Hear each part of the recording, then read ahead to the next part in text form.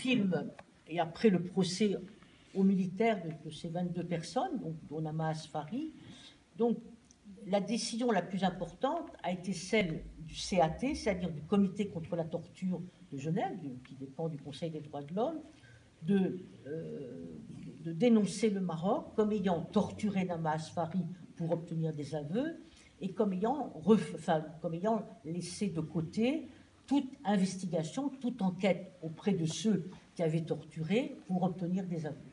Et donc, cet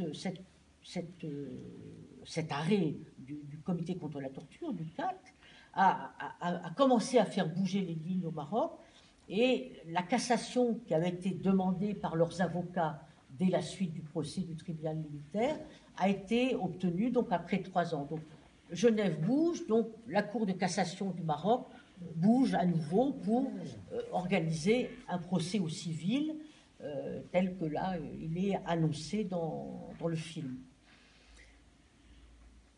Tout ça parce qu'il y a toujours cette volonté de se montrer, on a signé les conventions, on est les meilleurs, on est démocratique, on respecte le droit, etc., etc.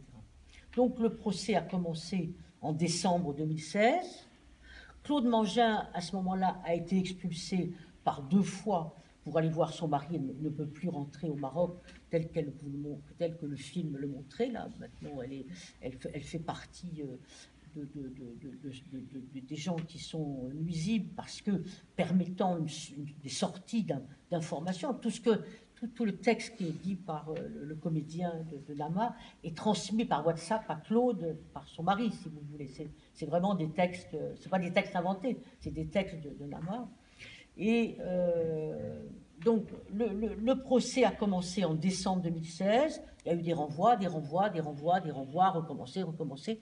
Et s'est achevé le 18 juillet 2017. Et donc, si vous voulez, ce qui est très important et qui se prépare un petit peu là dans le film, c'est la coopération entre des avocats français, les avocats sahraouis, la CAT, l'Association des chrétiens contre l'abolition contre la torture, et nous-mêmes. On a vraiment, à partir de décembre 2016, constitué un bloc, si vous voulez, de militantisme, de coopération qui s'était déjà un petit peu construit durant les dernières 3 années, mais bon, qui s'est vraiment amélioré. On a fait de très bonnes réunions, on a financé la venue des avocats sahraouis en France, on a vraiment construit des stratégies, si vous voulez, avec les avocats français, en lien avec la CAT, pour aboutir, si vous voulez, à obtenir d'abord que les avocats français de la part du Maroc soient acceptés, parce que la convention judiciaire France-Maroc était remise à l'ordre du jour, elle a été interrompue une année, mais elle était restituée. Donc 3 avocats, dont une arabophone, une franco-tunisienne, et ces 3 avocats, avec les avocats sahraouis, ont construit, si vous voulez, une stratégie de mettre en avant non plus seulement le droit marocain, mais le droit international humanitaire. De sorte que ce droit international humanitaire, qui ne s'applique qu'en cas d'occupation, permette aux avocats français de dénoncer l'occupation du Sahara occidental par le Maroc. Et si vous voulez,